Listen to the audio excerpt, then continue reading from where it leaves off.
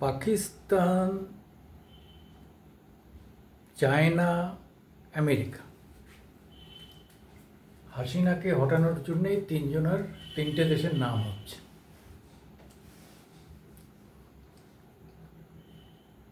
কি চাইছে আমেরিকা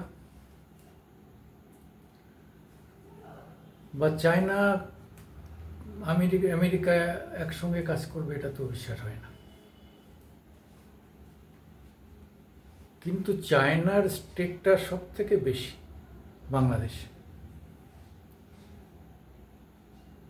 সজীব মানে জয়, শেখ হাসিনার বড় ছেলে, বলেছেন আমেরিকা করিয়েছে এই ঘটনাটা, পুরো আমেরিকা করিয়েছে। সেন্ট মার্টিন দ্বীপ দেওয়া হয়নি বলে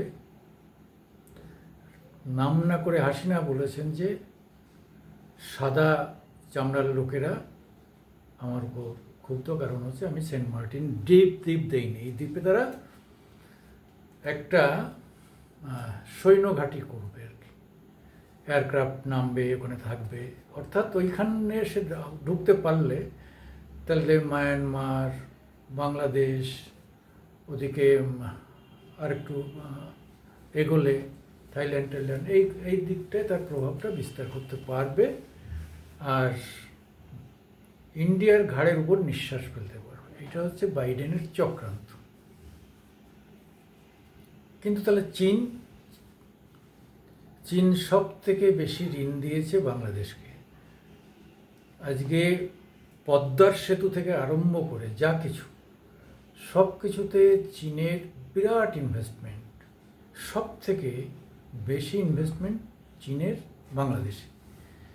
তাহলে কি চীন রক্ষা করতে পারলো না হাসিনাকে? মানে প্রশ্ন উঠছে যে হাসিনাকে যদি চীন না রক্ষা করতে পারলো, আমেরিকার কাছে হেরে গেল, তাহলে বিশ্ব রাজনীতিতে তো খুব খুব খারাপ জিনিস হয়ে গেল। খুব খারাপ জিনিস হলো, মানে চীনের মুখ থাকলো না। সারা বিশ্বে এখন অর্থনীতিতে চীন এবং আমেরিকার যে লড়াই, এই লড়াইয়ে একজনের $23 ট্রিলিয়ন অর্থনীতি আর একজনের $27 ট্রিলিয়ন অর্থনীতি। তাদের লড়াই একটা ছোট্ট দেশের জন্যে কেন? ভৌগোলিক কারণে তো নয়। কি এমন ভৌগোলিক কারণ এখানে আছে? ভৌগোলিক কারণ একটাই, আমেরিকার ইচ্ছা হচ্ছে এখানে ঢুকতে পারলে সাউথ এশিয়াতে চীন তাদের বড় চ্যালেঞ্জ, এবং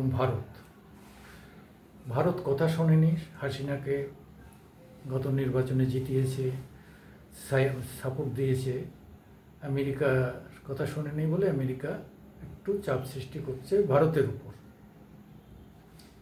আবার ভারত রাশিয়ায় গিয়ে পুতিনের সঙ্গে মোলাকাত করেছে, সেটা নিয়েও মানে একটু ক্ষোভ আছে আমেরিকার। কিন্তু তাহলে চীনের তো ক্ষোভ থাকার কথা না। চীন রাশিয়া তো এখন অনেক কাছাকাছি। রাশিয়াকেও চীন বিরাট টাকা লোন দিয়েছে। এই যে আমেরিকা ইউক্রেনে যে ইনভেস্টমেন্ট করছে, আজকে রাশিয়া তো সেখানে অনেকটাই অর্থনৈতিকভাবে নো হায়ার হয়ে গিয়েছিল। সেখান থেকে চীন তাকে মোটা টাকার একটা লোন দিয়েছে।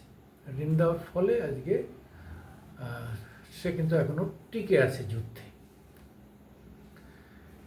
তাহলে সেটাই যদি সঠিক হয়, তাহলে চীন কি বাংলাদেশকে রক্ষা করতে পারলো না?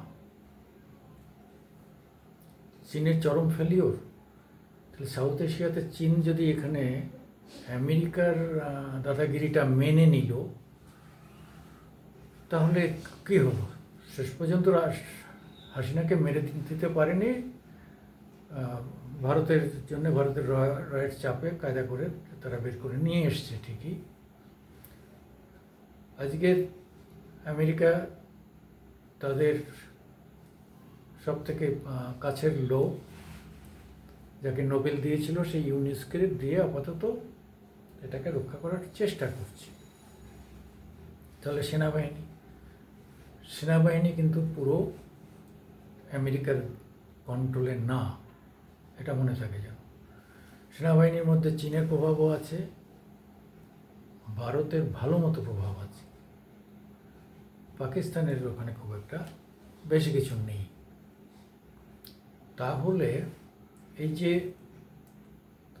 সামরিক বাহিনী বনাম ইউনিসের এই লড়াই কোথায় গিয়ে শেষ হবে? এখনও ইউনিস চেষ্টা করছে ভারত বিরোধিতার এই যে হাওয়াটাকে নার্সিং করছে এখনও। এই যে বন্যা হয়ে গেল, বিরাট বন্যা হচ্ছে বাংলাদেশ, বন্যা হয়েছে, আকাশ বন্যা হয়েছে, নদীতে তার জলাধার ছাপিয়ে জল যেটা পড়ছে এটা বেরিয়ে যাচ্ছে নদীর নিজস্ব গতিতে।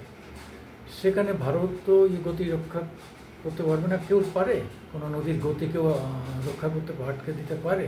প্রচুর জল ঢুকে গিয়ে কক্সবাজার ওই দিকটা রংপুর সমস্ত ভাসিয়ে দিয়েছে।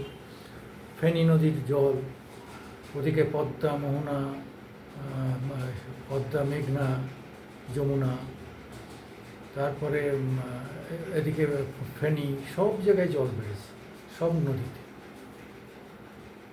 আজকে ত্রিপুরার যে ডমরু বাঁধ, সেই বাঁধের যে ক্যাপাসিটি 93 ফিট না মিটার বলছিল যে উচ্চতা, তার উপরে গেলেই ওদের অটোমেটিক্যালি একটা ডোর খুলে যাবে। এটা হচ্ছে নাকি ওখানে টেকনিক্যাল যে ইয়েটা, অটোমেটিক্যালি খুলে দিয়ে জল বের করে দিতে হবে, তা না হলে টোটাল ডমরু বাঁধটা চলে যাবে। চলে গেলে ওখানে 40 মেগাওয়াট বিদ্যুৎ উৎপাদন হয়, যেটা বাংলাদেশই নেয়। তাহলে ভারত কেন বাংলাদেশে তার বিদ্যুৎ যাচ্ছে সেই জায়গাটা ভারত নষ্ট করে দেবে? ইলিশ নিয়ে কয়েকদিন চললো, ইলিশ খেতে পারবো কি, আর মজা, ভীষণ মজা, ইলিশ খেতে পারবো। এখন দেখা যাচ্ছে যে তাদের বিদেশি ডলারের ভান্ডার এত নেমে গেছে যে তাদের পক্ষে আর সম্ভবই হচ্ছে না যে যা প্রয়োজন তা কেনার। পেঁয়াজ, রসুন থেকে আরম্ভ করে কাঁচা লঙ্কা 400 টাকা, ভাবা যায়? কিছুদিন পরে আর একটু বর্ষা বেশি হলে এই যে ফ্লাড হলো, এরপরে দেখুন না চালের দাম হুঁ করে উঠবে, গমের দাম হুঁ করে উঠবে, খেতেই পাবে না, কে ঠেকাবে? এইরকম অবস্থা চলতে লাগলে 2 বছরের মধ্যে না খেতে পারবে না। সারেন্ডার করতে হবে, ভারতকেই সারেন্ডার করতে হবে, আর কেউ দিতে পারবে না এই পয়সায়, এই দামে। এখন চীন, পাকিস্তান সবাই টুকরো টুকরো করে দিয়ে দেখাচ্ছে যে দেখো আমরা কত কিছু দিচ্ছি, কিন্তু পারবে না, তাদের পক্ষে সম্ভব নয়। কত দূরের থেকে এসে ভর্তুকি দিয়ে বাংলাদেশকে বাঁচিয়ে যাবে, তাই যদি হতো তাহলে তো চীন এসে আমেরিকা এখানে ঢুকতেই পারতো না, চীন তো বাঁচিয়ে দিতে পারতো। কাজে চীন তার লগ্নি বাঁচানোর জন্য একটা চেষ্টা করবে, এ ব্যাপারে কোনো সন্দেহ নেই, কিন্তু সে আর এখানে অর্থ নষ্ট করবে না, সে তার লগ্নিটা বাঁচানোর চেষ্টা করবে। আজকে এখানকার যে গার্মেন্টস ফ্যাক্টরি, সারা পৃথিবীতে 1 নম্বর গার্মেন্টস ফ্যাক্টরি রয়েছে বাংলাদেশের অর্থনীতির মূল জায়গাটা হচ্ছে গার্মেন্টস ফ্যাক্টরি। তাদের অল্টারনেটিভ কিছু নেই, তাদের প্রচুর গ্যাস আছে, তাদের অনেক কৃষিজাত জিনিসপত্র আছে, কিন্তু তারা কখনো সেইগুলোকে এক্সপ্লোর করার চেষ্টা করেনি। ওই গ্যাস কিছু ভারতের সঙ্গে কেনাবেচা হয়, এর বেশি সেটাকেও খুব উন্নত কিছু করার চেষ্টা করেনি। ফলে গার্মেন্টসেও তারা ঢুকে আছে। এখন গার্মেন্টস যে অবস্থায় পড়ল, তাদের সেকেন্ড পজিশনে ভারত এই জায়গাটাকে ওদের যে মার্কেটে ঢুকে যাবে, কেন ওরা সাপ্লাই দিতে পারবে না, কেন ওদের মহিলা কর্মী বেশি। এই সময় মহিলারা বেরোতে পারবে না, তারা নিজেরাই সুরক্ষার অভাব অনুভব করছে। ছেলেদের মধ্যেও অনেকে আমেরি করেছে, অনেক রকম করেছে, তারা এদিকে পালিয়ে বেড়াচ্ছে, ফলে সেটাও মার খেল। আমি তো বললাম, অনেকে বলছে যে 2 বছর পরে, আমি বলছি 6 মাস পরে দেখুন না, 6 মাস পরে বাংলাদেশের অবস্থাটা কোথায় যায়।